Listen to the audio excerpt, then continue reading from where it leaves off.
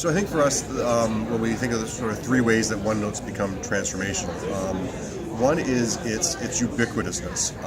It is available everywhere for every teacher, for every student, with all of their content, not just from the year and the space that they're working, but from previous years as well. And it's really, it's heartwarming as a mathematics teacher for a student to go, we talked about that in grade 10. I'm going to go back in my notes, which they haven't burned in ritual activity at the end of the school year, go back in my notes and look at what we were talking about in grade 10. So that they're seeing that the content, the discussion that they've been working on throughout their academic career, starting in grade 7, has a meaning and a use, and that they have access to it, which is something that they really have never had before.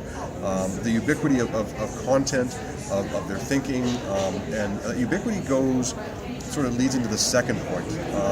The ubiquity is based on content and on device, but it also extends into the pen, which I happen to hold in my hand.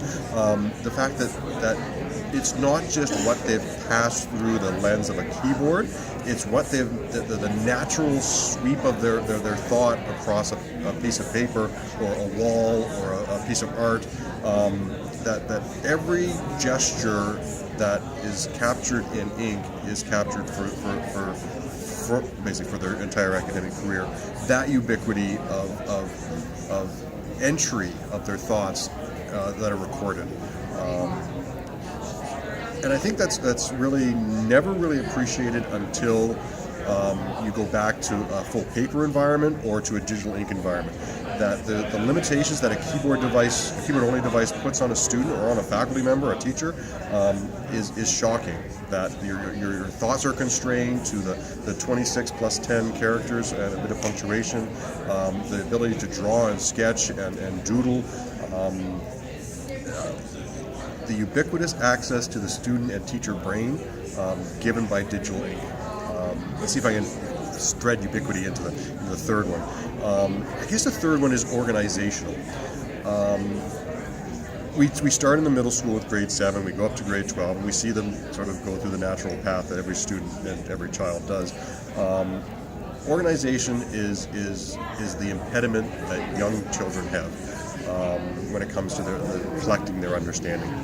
The OneNote notebook gives them that structure in a natural way. It's a book. They understand that this is a chapter, this is a piece of paper, this is a page, this is another page. If I turn the page, I'm following the continuum. When you're in a file structure and you're looking at files, they don't always follow in the order that the student learned in or the student grew through, whereas when you're OneNote notebook, the pages follow the progression by which they understood the content, and then they can turn the unit and then begin and then go to the next notebook, which is just below, and so they see a continuum.